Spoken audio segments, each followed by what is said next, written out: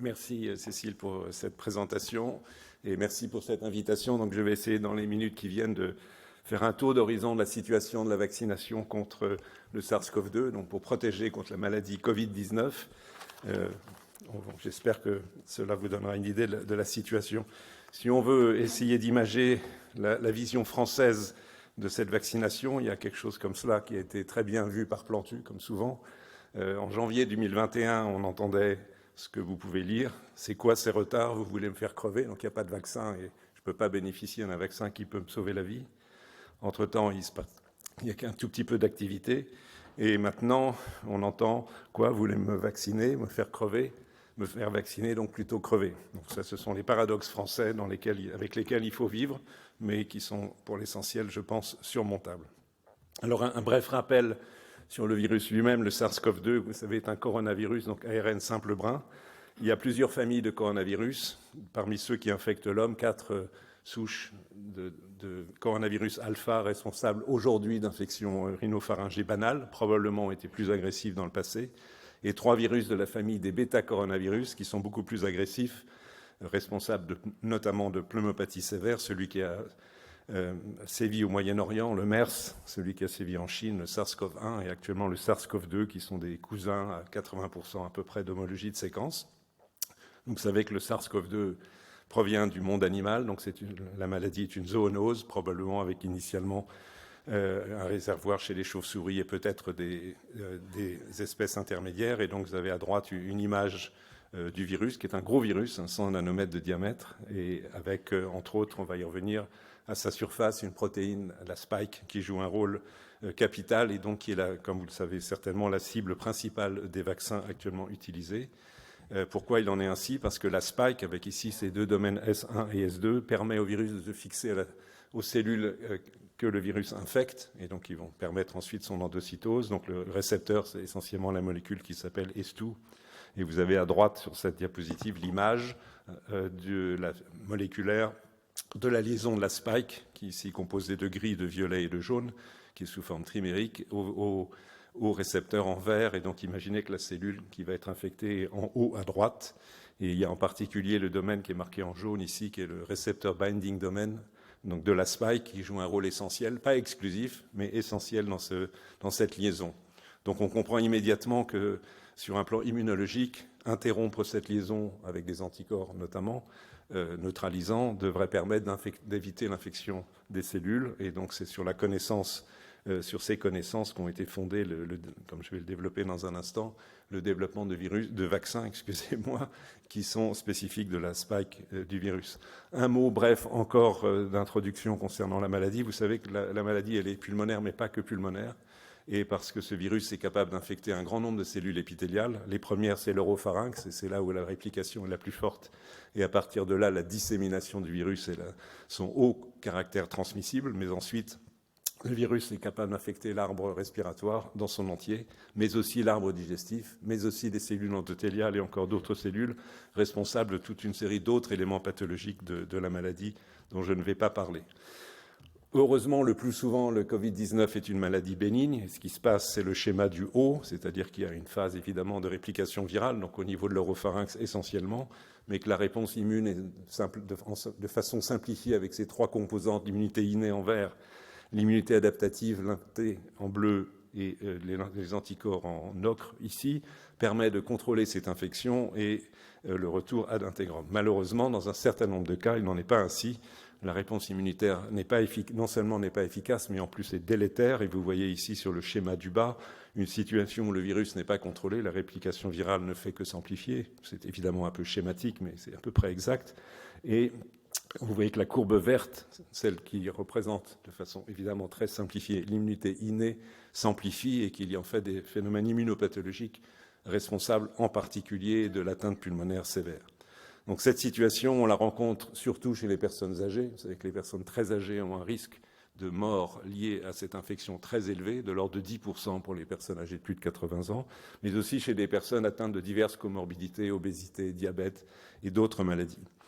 Donc malgré le fait que les formes sévères soient minoritaires, globalement, cette pandémie est responsable d'un grand nombre de décès À ce jour, environ 117 000 en France depuis le début de l'année 2020, et dans le monde, au minimum, grand minimum, 5 millions, sachant que ces chiffres sont très largement sous-estimés, compte tenu de la qualité des statistiques dans les différents pays. Donc c'est la maladie que l'on cherche à contrôler par les moyens disponibles, et évidemment la vaccination est un agent possible de contrôle, et donc, comme je l'ai déjà indiqué, compte tenu du rôle essentiel de la spike, pas la totalité, mais l'essentiel des vaccins qui ont été développés à ce jour ont pour but d'immuniser contre la spike. Donc vous avez ici une image dérivée du virus de la spike, et la spike est présentée sous différentes formes possibles, soit à travers son ARN, donc ce sont les vaccins les plus couramment employés aujourd'hui, soit en intégrant le gène de la spike dans des virus que sont des adénovirus qu'on utilise sous forme de vecteurs et qui ont été inactivés. Ce sont les vaccins, par exemple, d'AstraZeneca ou Janssen, soit éventuellement sous forme de protéines recombinantes, comme vous l'avez entendu tout à l'heure pour l'hépatite B, par exemple, associées à un adjuvant, soit encore, comme cela a été utilisé largement en Chine, sous forme classique de virus inactivés. Ce qui a été absolument remarquable, c'est qu'au cours de l'année 2020, les différentes étapes classiques de développement d'un vaccin ont pu être menées dans un intervalle de temps exceptionnellement court, en moins d'une année, en faisant se chevaucher toutes les étapes, c'est-à-dire les études précliniques, notamment animales, les différentes études cliniques, phase 1, phase 2, phase 3, et la production à grande échelle de ces vaccins. Et cela a été rendu possible par, d'une part, une mobilisation scientifique assez exceptionnelle et il faut l'ajouter, des soutiens financiers publics, essentiellement aux États-Unis, qui ont permis aux entreprises de développer ces vaccins sans prise de risque particulière, et donc en commençant la production massive de ces vaccins, alors même que les études n'étaient pas terminées. Donc aujourd'hui, en France, nous disposons de 4 vaccins, ceux qui sont marqués en rouge, 2 vaccins ARN, Pfizer et Moderna, également 2 vaccins fondés sur des vecteurs adénoviraux, AstraZeneca et Janssen, et il est possible que dans les mois qui viennent, nous disposions également de vaccins fondés sur des protéines recombinantes venant d'une société américaine, Novavax, et attendu également de Sanofi.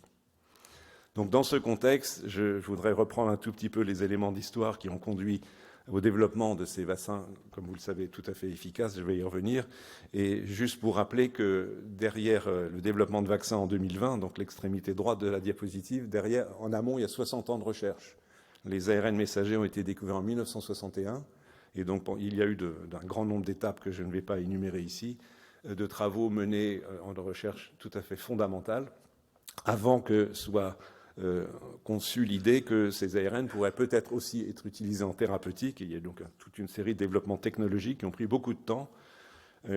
Encore une fois, je n'entre pas dans les détails. Il y a une étape importante, c'est celle qui est encadrée de rouge. C'est en 2005, c'est la modification que je vais vous montrer dans un instant, qui ont permis d'utiliser des ARN messagers dans un but thérapeutique. La première idée, c'était d'utiliser pour faire exprimer des protéines pour compenser un déficit de telle ou telle protéine, mais ensuite pour le développer en termes de vaccin, avec une idée initiale de vaccin anticancéreux et en fait une application spectaculaire contre le SARS-CoV-2. Donc la mise au point de ces ARN vaccinaux, cela peut paraître relativement banal, mais si on fait exprimer les ARN messagers exogènes dans une cellule, mettons in vitro, ces ARN vont être présents sous forme à la fois simple brin et double brin et vont entraîner une réponse de l'immunité innée extrêmement forte à travers les récepteurs qui sont indiqués à gauche, les molécules TLR en particulier, mais aussi celles qui sont en dessous, comme MDA5 et RIG1. Et la réponse inflammatoire induite est tellement forte que cela entraîne la mort cellulaire. Autrement dit, il n'y a pas d'efficacité possible de l'injection de ces ARN messagers.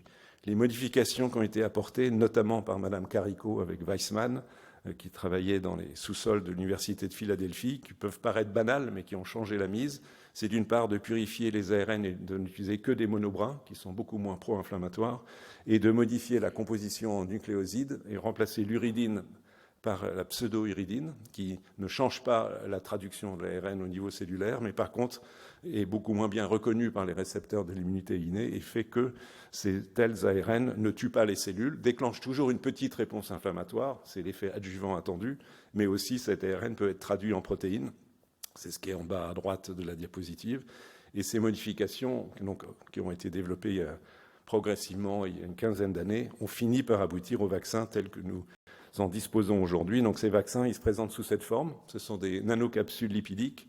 Là aussi, c'est sur fondée sur un très grand nombre de travaux, un grand nombre d'équipes au cours des années passées. Donc de nanoparticules lipidiques stabilisées avec le polyéthylène glycol pour éviter qu'elles s'agglutinent entre elles et qui contiennent donc les molécules d'ARN messager. Et le principe, vous le connaissez, il est évident. À partir de ces nanoparticules lipidiques, donc en bleu à gauche sur la diapo, contenues dans la seringue d'injection en bas à gauche sur la diapo, et au sein du corps, donc elles sont par fusion avec les membranes cellulaires, captées par des cellules. Les plus importantes sont les cellules présentatrices d'antigènes, mais ça peut aussi être d'autres cellules. Donc d'une part, l'ARN est traduit en protéines, et cette protéine peut être éventuellement directement reconnue par les récepteurs des lymphocytes B, mais surtout les peptides issus de la spike sont présentés par les cellules présentatrices d'antigènes. C'est la partie supérieure de la diapositive aux lymphocytes T, et donc une réponse immune classique ensuite est induite. Donc c'est le principe qui devient tout à fait évident d'action immunogénique. Donc fondé sur ces principes, les développements, si on reprend l'histoire donc accélérée de 2020, je vous rappelle que la séquence du génome de SARS-CoV-2 était connue début janvier, mais déjà 2 mois plus tard, les premiers essais cliniques de Moderna, phase 1, phase 2 à l'époque, ont commencé, et dès l'été dernier, 2020, les essais de phase 3 ont eu lieu, Moderna, Pfizer, AstraZeneca, Janssen, et en décembre, on a disposé des premiers résultats qui étaient suffisamment bons pour en tirer des conséquences de ces essais de phase 3. Vous pouvez lire 10 décembre Pfizer, 30 décembre Moderna, et la conséquence, c'est que ces vaccins ont été autorisés par les agences américaines, FDA, européennes, l'IMA, de façon exceptionnelle, fondée sur des résultats à court terme, mais confirmés ensuite sur le moyen terme. Donc vous pouvez lire que pour ce qui nous concerne en Europe, le vaccin Pfizer a été homologué le 21 décembre, et les premières injections en France ont commencé le 27 décembre. Moderna début janvier, AstraZeneca fin janvier et Janssen début mars. Donc vous voyez à quelle vitesse les choses ont pu être menées. Mais la vitesse n'est pas en l'occurrence de la précipitation ou de la médiocrité ou de l'approximation, car toutes les règles classiques de développement de vaccins ont été strictement respectées. Simplement, tout a pu être accéléré par chevauchement des étapes, comme je l'ai dit tout à l'heure.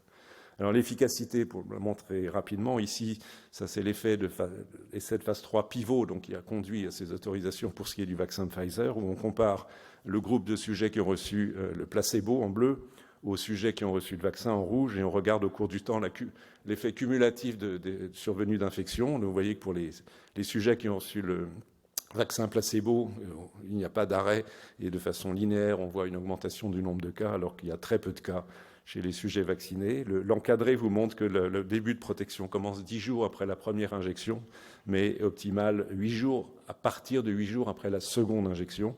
Et vous pouvez lire en bas que l'efficacité contre tout type d'infection est montée au-delà de 95% et commence à décliner un tout petit peu ensuite, mais est encore de 84% à 6 mois. Et en même temps, ce vaccin a montré un bon profil de sécurité en vie réelle, comme on dit, c'est-à-dire dans la vaccination en masse de différentes populations. Et il a été important, et c'est venu très vite grâce à ce qui s'est fait en Israël, qui a commencé très tôt et de façon massive à vacciner sa population avec ce vaccin Pfizer BNT 162b2, qui provient initialement, je pense c'est important de le rappeler, de la biotech... j'oublie son nom, c'est terrible, BioNTech, voilà, allemande de Sahin et Tureci, qui ont joué un rôle également très important dans le développement de ces vaccins. Donc les données israéliennes ont permis, sur l'analyse de l'efficacité vaccinale sur 600 000 personnes, et aussi en termes de sécurité, de confirmer l'efficacité de ces vaccins. Vous avez 5 courbes du même type que celles que je vous ai montrées tout à l'heure. En haut à gauche, c'est tout type d'infection, en asymptomatique, symptomatique, en haut à droite, symptomatique.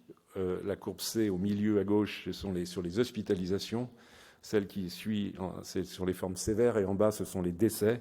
Et vous voyez qu'à chaque fois, les courbes bleues des sujets vaccinés sont bien inférieures aux courbes rouges des sujets non vaccinés, démontrant l'efficacité qui, sur ces 5 paramètres, dépasse 90%. Donc ces résultats absolument remarquables, inattendus, il faut le dire, ont permis le développement à grande échelle de la vaccination.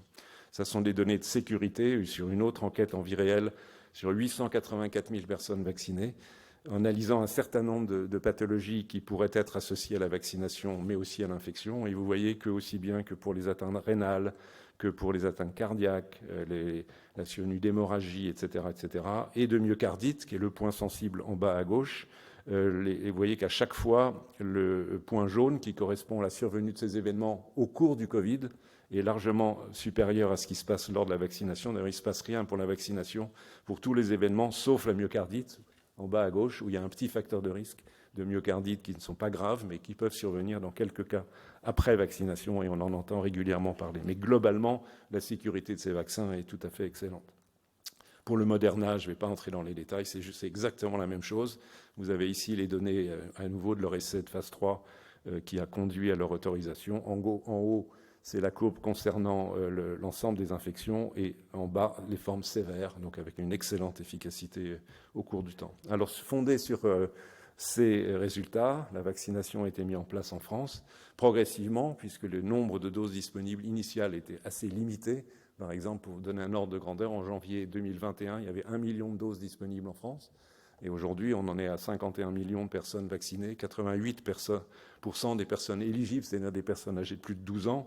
Et comme vous savez, la vaccination s'est faite progressivement par classe d'âge au fur et à mesure de l'arrivée du vaccin et fondée sur les facteurs de risque, en commençant par vacciner les plus vulnérables, donc les personnes les plus âgées, et puis en décroissant en âge progressivement et en intégrant les personnes à facteurs de risque. Donc vous voyez les courbes par classe d'âge, on ne va pas entrer dans les détails, mais qui sont globalement satisfaisantes, avec quelques petites réserves sur lesquelles je vais revenir. Et vous voyez que la dernière courbe en bleu concerne les adolescents dont la vaccination a commencé au 15 juin, mais aujourd'hui, plus de 75% des adolescents âgés de 12 à 17 ans ont reçu au moins une dose de vaccin.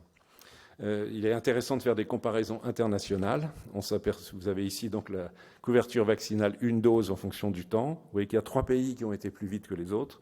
Ce sont Israël, dont j'ai déjà dit un mot, les États-Unis et la Grande-Bretagne, qui ont obtenu plus rapidement et un plus grand nombre de doses. Donc ils ont eu un démarrage beaucoup plus rapide, ce qui fait qu'on a été, j'entends collectivement, en France et en Europe, enfin en tout cas dans la communauté européenne, critiqués pour un démarrage lent, ce qui est vrai en comparaison de ces 3 pays.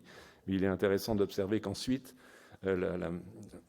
avec la livraison des vaccins qui s'est faite de façon globalement satisfaisante, même s'il y a eu quelques difficultés avec AstraZeneca, les pays de l'Europe, de la communauté européenne, dont la France, ont rattrapé ces pays et les ont même pour l'essentiel dépassés, puisqu'aujourd'hui, derrière l'Espagne et avec l'Italie, la France a mieux vacciné que la Grande-Bretagne, Israël et surtout les États-Unis qui ont quelques difficultés aujourd'hui.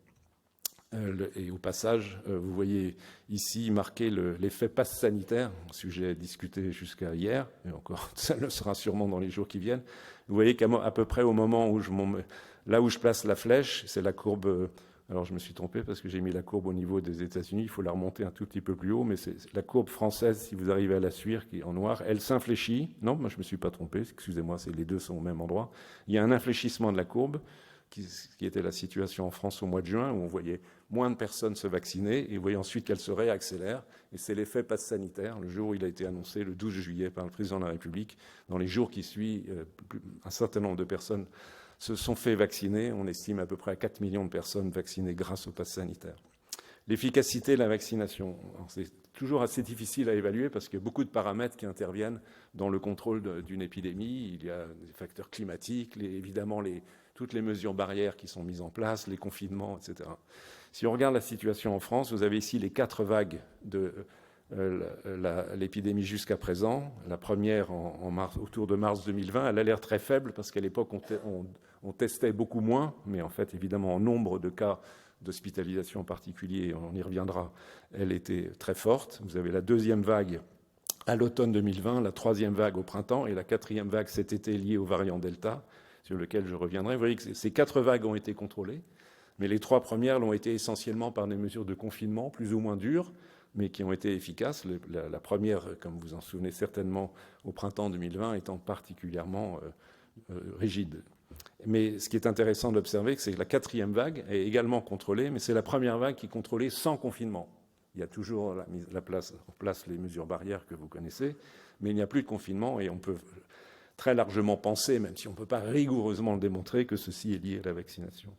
Si on regarde les paramètres les plus importants, c'est-à-dire le nombre de personnes hospitalisées en haut à droite, le nombre de personnes en soins critiques en bas à gauche en rouge, et en bas à droite les décès, évidemment le paramètre encore le plus important, confronté à la vaccination, en haut à gauche, en bleu, évidemment à nouveau ce sont des corrélation temporelle et il est très difficile d'établir strictement des relations de cause à effet, mais on peut quand même largement penser que la vaccination d'une fraction très importante de la population, donc plus de 76% aujourd'hui des Français, tous âges confondus, ont reçu au moins une dose, ont permis d'éviter au cours de ces derniers mois un grand nombre d'hospitalisations et un grand nombre de décès. Et vous voyez notamment pour ce qui est de la 4e vague qu'on en est aujourd'hui, même si le problème n'est pas terminé, loin de là, mais que le nombre de décès n'est plus que mais c'est encore trop, d'une 30aine de décès par jour, par exemple. Mais il est clair que cette régression est liée en grande partie, pas exclusivement, mais à la vaccination.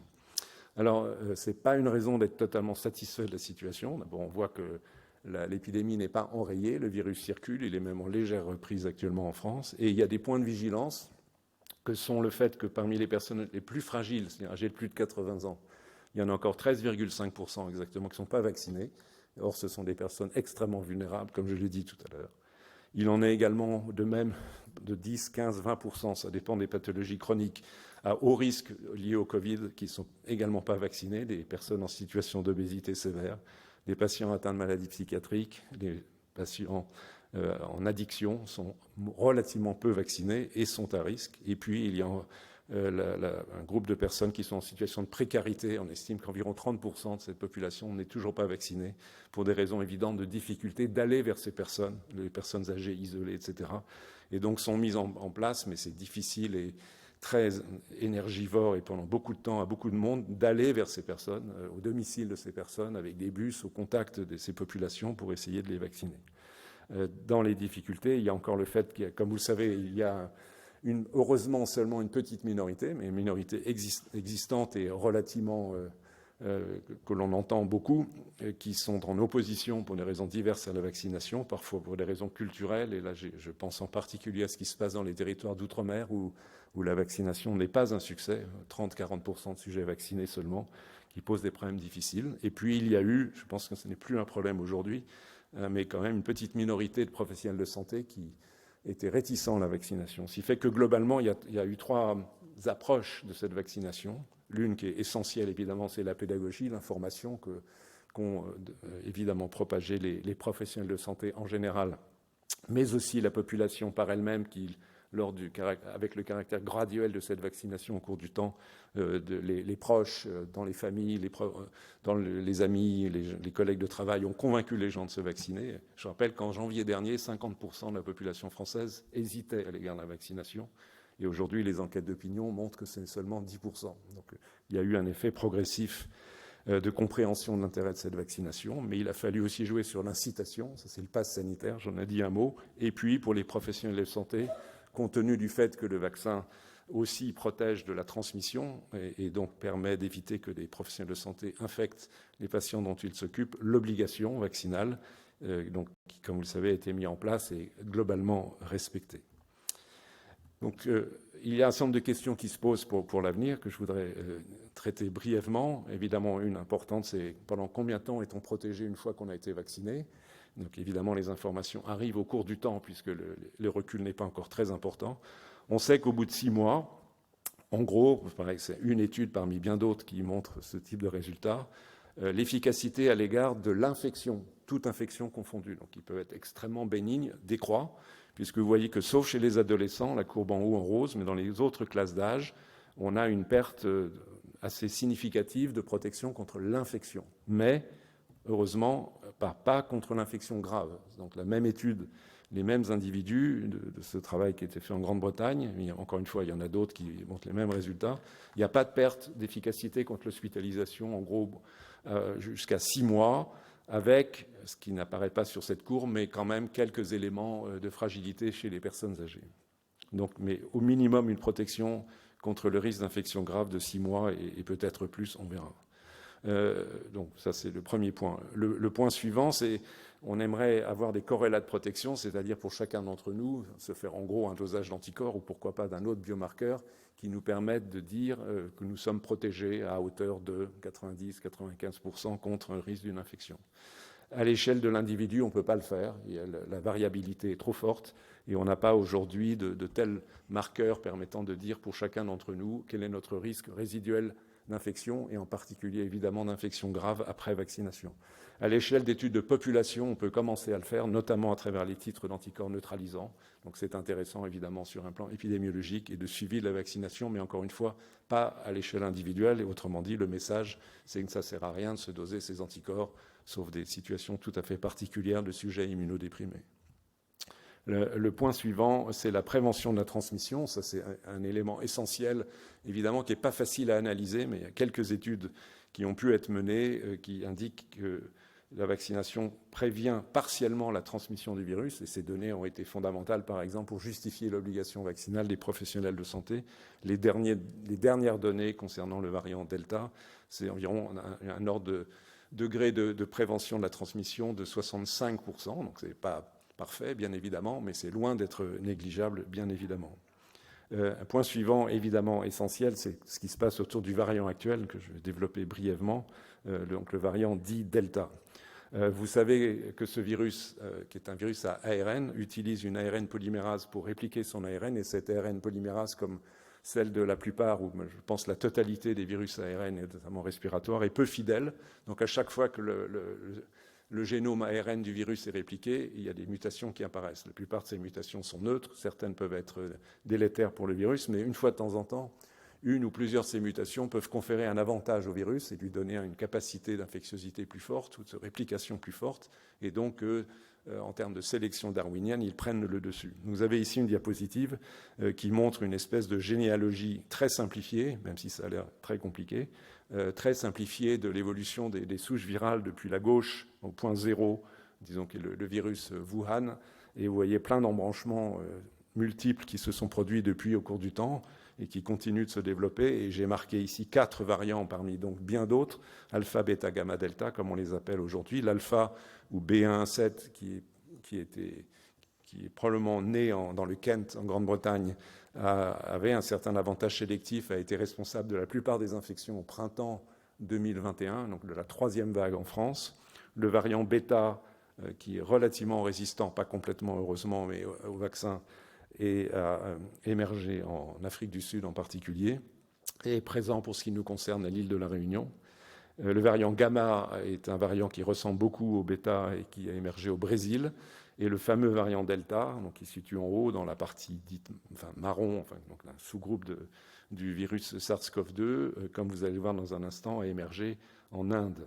Le variant delta, il a un certain nombre de caractéristiques qui ont procuré un avantage sélectif très significatif. Il a une affinité augmentée pour son récepteur S2, donc il affecte un nombre égal de particules virales, induit une infection d'un plus grand nombre de cellules. Il a une meilleure fitness, ça veut dire qu'il a une capacité de réplication plus forte. Par ailleurs, même si ça ne joue pas dans sa sélection, il est un peu plus virulent, il provoque des maladies un peu plus graves, et il a un certain degré relatif, comme vous allez le voir, mais quand même, il échappe un peu à la réponse anticorps comparée au virus initial. Voici certaines de ces caractéristiques telles qu'elles ont été récemment publiées. Ici, ce sont des expériences in vitro qui comparent à gauche la production de particules virales donc dans des cellules données en comparant B117, c'est le alpha versus delta. Et vous voyez que la production de particules virales concernant delta est significativement plus élevée, très significativement plus élevée que alpha. Et à droite, c'est l'entrée du virus dans une lignée cellulaire qui compare le WT, c'est wild type, c'est Wuhan. Et suite delta qui est le delta essentiel qui est B17617.2, et vous voyez que la pénétration est également plus forte. Donc voilà deux caractéristiques parmi d'autres qui expliquent l'avantage sélectif du delta. Et ce delta, donc, il est apparu en Inde à l'automne 2020, avant toute vaccination. Certaines personnes qui aiment propager de fausses nouvelles expliquent que c'est un variant induit par la vaccination, ce qui est faux. Il a émergé avant le début de la vaccination. Donc vous avez à gauche l'image des différents variants tels qu'ils ont pu être détectés en Inde. Et les courbes vertes, et en particulier la vert pâle, correspond au delta. Et donc il était présent d'abord en toute petite fréquence à l'automne 2020, et puis à partir de sous-variants en début 2021 ont pris le dessus. Et vous voyez qu'à partir de février-mars 2021, il rencontre la plupart des cas d'infection en Inde. Et en France, à droite, c'est tout à fait clair, il est arrivé plus tard. au début de l'été, et il est responsable de la 4e vague. 85, 90, 95% des cas sont associés à Delta. Vous le voyez très clairement jusqu'à aujourd'hui. Au passage, vous voyez que la fréquence de détection diminue. Ça, c'est lié au contrôle de l'épidémie, mais qu'il reste très largement prédominant. La quasi-totalité des cas de Covid en France sont liés au variant Delta, comme dans l'immense majorité des régions du monde. Donc, je disais que ce virus était un peu moins sensible aux anticorps neutralisants générés par la vaccination. Vous en avez 2 exemples ici. À gauche, après vaccination par le vaccin AstraZeneca, donc le vecteur adénoviraux, ChAdOx1, avec le titre d'anticorps chez les sujets qui ont reçu le vaccin. Je vous rappelle que la spike, qui est dans la séquence de la spike des vaccins, pour tous sans exception, c'est la séquence de la spike du virus original souche, dite Wuhan, pour l'instant. Et vous voyez que le titre d'anticorps obtenu à l'égard du B1617.2, donc le delta, est significativement plus faible qu'à l'égard de la souche sauvage et que alpha est intermédiaire. Ce n'est pas une perte complète, heureusement, et donc ce qui permet, comme vous allez le revoir, du fait que ça permet de conserver une efficacité vaccinale, mais il y a une petite perte. Et avec Pfizer, les titres d'anticorps sont plus élevés, c'est un meilleur vaccin, mais il y a aussi une petite perte, comme vous pouvez le voir, d'un facteur 8 à peu près par rapport à la souche sauvage. En termes d'efficacité, ici, 3 données. En haut, à l'égard de toute forme de la maladie symptomatique. Au milieu, les hospitalisations. En bas, les décès. Donc vous avez les données pour AstraZeneca à gauche, Pfizer à droite, et dans le contexte alpha avec les cercles gris et carrés noirs delta. Donc vous voyez, si on s'intéresse qu'à delta, avec le Pfizer, donc qui est un peu plus efficace que le vaccin AstraZeneca, on conserve une efficacité dans ce travail qui émane de Grande-Bretagne. Il faut dire que beaucoup des travaux d'épidémiologie autour de la vaccination émanent de la Grande-Bretagne, qui est plus efficace que nous dans ce domaine. Vous voyez que l'efficacité est de respectivement 70, 93 et 90 à l'égard du delta, donc ça reste globalement satisfaisant. Donc dans ce contexte, la question suivante qui se pose à nous, qui est vraiment une question d'actualité, c'est quand faut-il faire un rappel? Évidemment, ça suit la question de la durée de la protection que j'ai évoquée tout à l'heure. Donc j'ai évoqué, sans vous montrer des données très précises, que chez les personnes âgées, en gros en mettant la barre à plus de 65 ans, ainsi que chez les personnes fragiles, vulnérables en raison de comorbidité, l'efficacité contre les formes sévères de la maladie, qui est quand même le critère essentiel, commence à s'estomper un tout petit peu au-delà de 6 mois. Donc dans ce contexte, les rappels sont envisagés et les premiers travaux montrent que les rappels induisent une production d'anticorps neutralisants très élevée. Vous avez ici des données concernant le vaccin Pfizer, mais il y a des données équivalentes pour Moderna qui comparent les titres d'anticorps mesurés contre la souche Wuhan ou contre Delta, soit les 2 premières colonnes un mois après la primo-vaccination complète, et comparer ensuite, entouré de rouge pour le résultat, ce qu'il en est un mois après un rappel. Et donc les 4 premières colonnes, donc les 2 fois 2 premières colonnes, ce sont des sujets âgés de moins de 55 ans et plus de 65 ans à droite.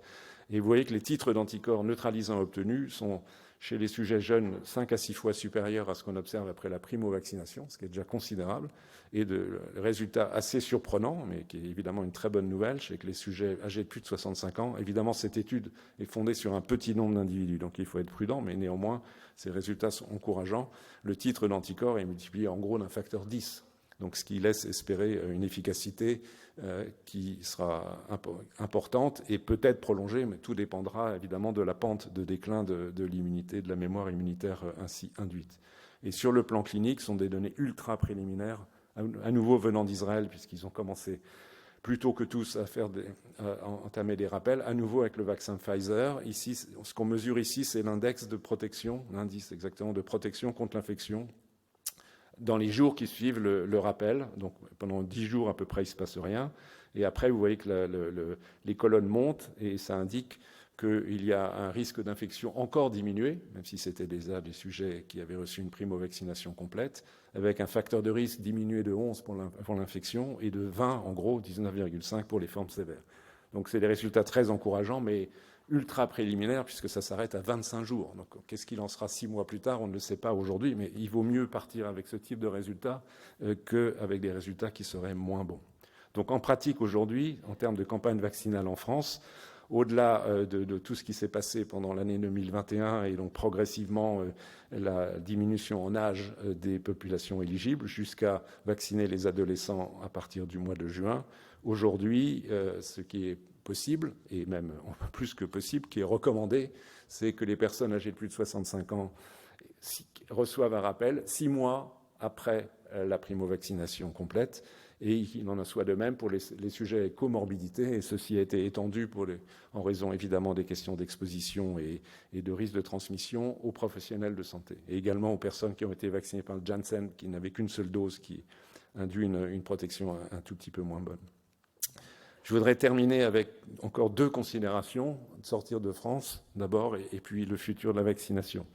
Donc, quid à l'échelle mondiale? Le constat mondial est moyennement satisfaisant. On peut être satisfait du fait que presque la moitié de la population dans le monde a reçu au moins une dose de vaccin, ce qui en 9-10 mois est quand même une prouesse assez importante. Ça représente des milliards de doses de vaccins.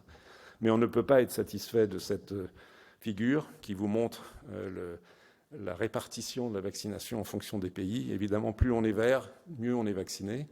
Et il n'y a pas besoin de beaucoup de commentaires pour s'apercevoir qu'en particulier, l'Afrique est très peu vaccinée, à l'exception du Maroc. En gros, même l'Afrique du Sud, qui est un pays un peu plus développé, a très peu vacciné sa population, et qu'on a là, c'est également le cas de quelques autres pays, une inégalité d'accès au vaccin qui est un problème majeur. Parce qu'on peut le prendre soit pour des raisons éthiques évidentes, mais aussi pour nous tous.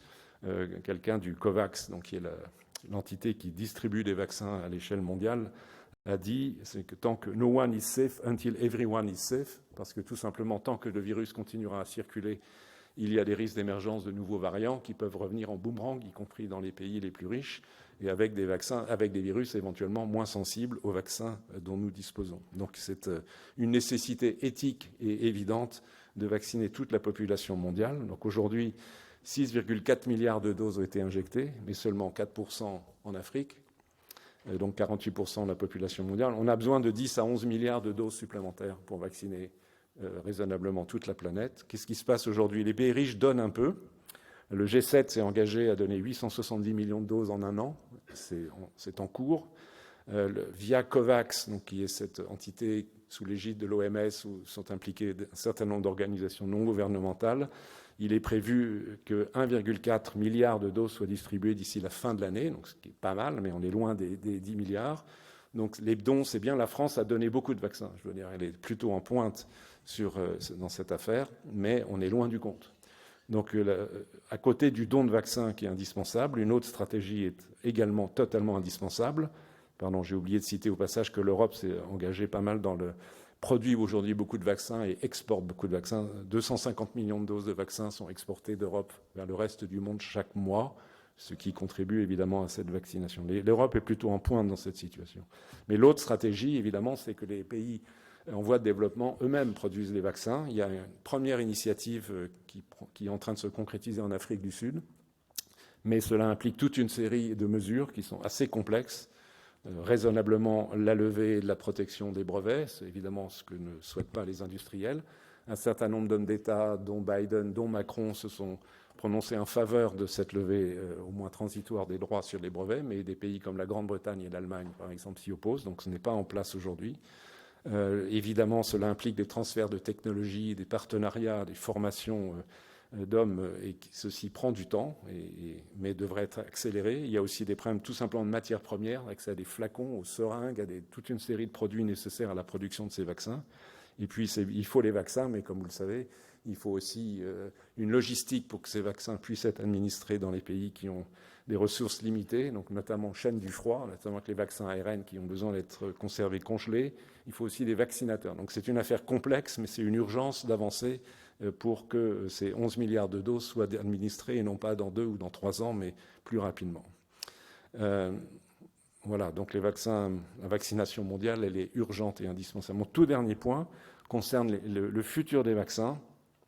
Je voudrais évoquer juste 2 points pour ne pas être trop long.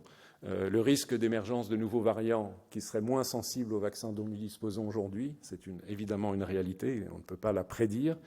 Donc ce qui est en train d'être testé, c'est de faire l'hypothèse que les nouveaux variants qui apparaîtraient seraient dérivés des variants actuels. Je les ai appelés de façon gratuite bêta prime ou delta prime, c'est-à-dire que ce serait un bêta modifié ou un delta modifié qui serait moins sensible à la vaccination.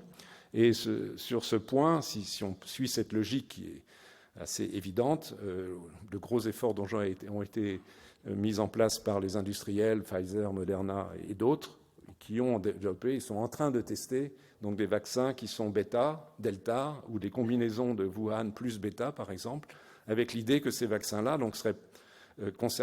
permettraient une immunisation plus proche d'un variant nouveau, par exemple d'un delta prime qui serait dérivé de delta, et serait plus efficace, ce qui est une logique qui fait sens. Et donc, si d'aventure on était dans cette situation, nous pourrions disposer rapidement de tels vaccins, puisqu'ils peuvent être produits à grande échelle rapidement. Et l'autre point que je voudrais mentionner, qui a déjà été mentionné dans un autre contexte tout à l'heure, c'est l'intérêt possible d'une vaccination muqueuse, qui est l'objet d'efforts de recherche importants. Il y a 8 essais cliniques en ce moment dans le monde, où l'idée, c'est d'une vaccination par voie intranasale, avec l'idée de recruter de façon plus efficace une immunité locale au niveau des lieux d'infection primaire, donc l'oropharynx, et puis également les poumons, la présence de lymphocytes T et B résidents mémoire, vous en avez entendu parler tout à l'heure, qui in situ permettrait de combattre rapidement la réplication virale avec la production d'IgA, etc., de telle sorte, comme c'est montré au milieu, que le virus shedding, donc la production de particules virales, soit considérablement diminuée. Donc théoriquement, ce type de vaccin pourrait être protecteur et en même temps diminuer plus grandement la transmission du virus, ce qui serait tout à fait intéressant. On pourrait même imaginer de combiner, évidemment c'est un peu plus compliqué, une vaccination muqueuse et une vaccination intramusculaire, mais la vaccination muqueuse en plus aurait l'avantage d'éviter les piqûres, et on sait que les gens n'aiment pas trop les piqûres.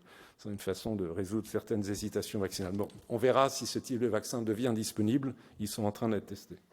Donc ma conclusion, c'est de dire que je pense qu'on en est rapidement tous convaincus que cette vaccination contre le Covid a été une avancée scientifique absolument majeure, unique dans l'histoire de la médecine, et qui se traduit par une action de santé publique extrêmement efficace, en un intervalle de temps très rapide, même s'il y a des adaptations permanentes, ce qui n'est pas simple en termes de pédagogie, d'explication des changements nécessaires de temps à autre dans la stratégie vaccinale.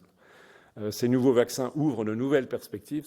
Il y a été fait allusion tout à l'heure pour vacciner contre d'autres maladies infectieuses, contre le cancer, également d'ailleurs peut-être contre des maladies auto-immunes. Sur un plan non scientifique, derrière cette nouvelle action avec modification en temps réel de politique de santé publique, évidemment les enjeux de compréhension par le public, par nos concitoyens de ces enjeux et de leur acceptation sont absolument majeurs. Je ne vais pas entrer dans les détails, mais c'est absolument évident, donc ce qui implique que les relations entre science et société doivent être revisitées avec les médias, même si les choses se sont, à mon sens, améliorées, il reste beaucoup à faire. Autour de cette vaccination, il y a des enjeux industriels majeurs, et malheureusement la France, à ce jour, n'a pas été tout à fait à la hauteur, même si on espère qu'un vaccin Sanofi va émerger.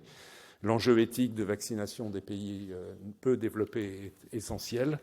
Et puis, on peut aussi penser que peut-être, puisque pour la première fois, la communauté européenne a eu une action commune en termes de concertation et d'achat de vaccins. C'est la première fois que la communauté européenne a une action globale en termes de santé, que ça ouvre de nouvelles pistes pour une politique européenne en matière de santé. Mais là, évidemment, il y a beaucoup à faire.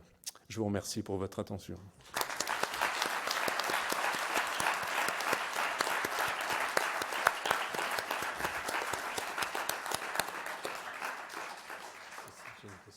Un grand merci pour cette présentation qui était exhaustive et qui nous permet de resituer la pandémie. Alain, j'ai une petite question. Tu nous as montré sur la carte, vers la fin, que la Chine était en vert foncé, si j'ose dire, c'est-à-dire il y avait une grande quantité de vaccination. Ouais. Mais est-ce que tu peux nous dire un mot, si c'est possible, sur l'efficacité potentielle des 2 vaccins chinois? Parce que d'après ce que je sais, j'ai discuté avec quelques amis que tu connais bien, les titres d'anticorps et la capacité de neutralisation est quand même assez faible par rapport à ce qu'on pourrait attendre et la comparaison avec, disons, Pfizer et les autres.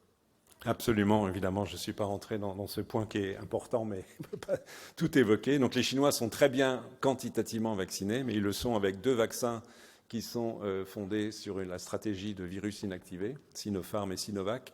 dont les résultats d'efficacité sont clairement inférieurs à ceux des vaccins ARN et même des vaccins fondés sur les vecteurs adénoviraux. Ce n'est pas tout à fait négligeable quand même. Il y a différentes études, je pense que tu connais, en Amérique du Sud en particulier, qui montrent des taux d'efficacité entre 50 et 70-75% contre la maladie, un peu plus même contre les formes graves. Mais c'est sûr que ces personnes sont moins bien protégées que le sont, par exemple, les habitants de l'Europe occidentale, qui sont à la fois quantitativement très vaccinés et qualitativement bien vaccinés, parce que la grande majorité ont reçu des vaccins à ARN. C'est sûr que... Mais il vaut mieux cela que rien du tout. Ça, c'est clair. Hein. Et ces vaccins sont homologués par l'OMS, sont utilisés par un certain nombre de pays qui, malheureusement, aujourd'hui, n'ont pas accès aux vaccins ARN, à la fois pour des raisons logistiques et de coûts. Donc, je pense qu'il faut quand même les considérer. Ils font partie de l'armée ou des possibilités de vaccination, mais il faut être conscient qu'ils sont moins efficaces. Merci. Est-ce qu'il y a des questions? Plein.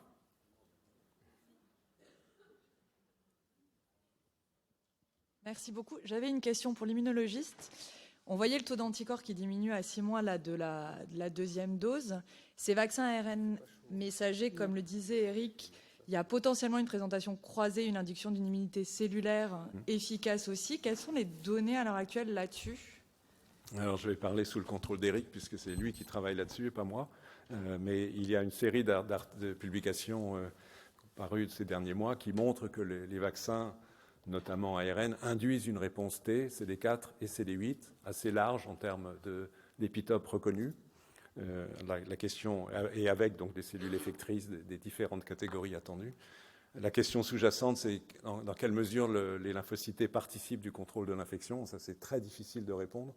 Alors, j'ai mon petit argument que j'aime bien ressortir en tant que spécialiste des déficits immunitaires héréditaires, c'est que des patients qui ont une agammaglobulinémie d'origine génétique, donc ne sont pas capables de produire d'anticorps du tout, la grande majorité d'entre eux, s'ils n'ont pas par ailleurs de facteurs de risque surajoutés, sont capables de contrôler le Covid en quelques jours, comme tout un chacun. Donc sans production d'anticorps. Ça ne veut pas dire que les anticorps sont inutiles. Hein. Surtout, n'interprétez pas ce résultat ainsi. Mais ce que ça suggère, c'est qu'il y a une certaine robustesse de la réponse immunitaire et qu'entre ces trois composantes, pour être schématique, inné, cellulaire T et les anticorps, des combinaisons variées de leur importance de mise en jeu pourraient suffire. Mais il est quand même évident que les anticorps neutralisants jouent un rôle essentiel. Surtout, n'interprétez pas dans un mauvais sens mes propos, mais il est quand même assez probable, même si c'est difficile de le démontrer avec certitude, et je pense qu'on n'a pas non plus encore des données claires dans des modèles animaux d'ailleurs, que les lymphocytes participent de cette protection. Et ensuite, il faut aussi considérer la situation d'infection naturelle, donc une immunité qui se développe, comme je l'ai évoqué brièvement à la fin, au niveau muqueux. Je pense que les cellules résidentes mémoire jouent un rôle important. Et cette immunité-là, elle n'est pas induite par la vaccination. L'immunité naturelle est probablement un peu supérieure à l'immunité induite par la vaccination, mais qui est quand même de qualité. Eric, peut-être, peut commenter cela. Oui. Je sais, mais on ne fait pas de pause. Viens là.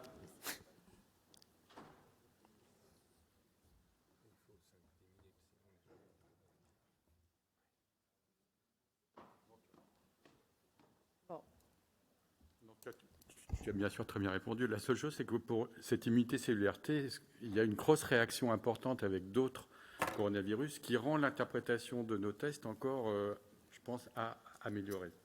J'en profite, j'avais une question à te poser. On a été très vite dans le développement des vaccins ARN, il y a plus de 18 mois. On a l'impression qu'on va moins vite pour les vaccins ARN de deuxième génération contre les variants. Contre la grippe, on a des vaccins chaque année. Comment tu expliques un peu ce léger retard? Non, je pense que ce n'est pas un retard, c'est juste une question de stratégie industrielle. C'est qu'évidemment, les industriels Pfizer, Moderna et autres, enfin Pfizer, Moderna, cherchent à produire et vendre le produit existant et validé. Ils ont en stock maintenant, ils sont testés, hein, les vaccins prévus contre les variants. Simplement, ils seront utilisés que s'il y en a besoin. Mais c'est une question de stratégie industrielle. Oui, excusez-moi. Très rapidement, j'ai deux questions pratiques. Chez la femme enceinte, doublement vacciné, qui a reçu 2 doses. Quel est l'intérêt d'avoir une 3e dose, à part si on a une comorbidité? Excusez-moi, je crois que les questions, vous allez pouvoir les poser en fait à la pause, mais là on a 30 minutes de retard. Je suis vraiment désolée, je sais que c'est extrêmement intéressant, mais en fait il y a d'autres personnes qui vont devoir parler juste après. Et là je suis confuse d'être obligée de vous arrêter.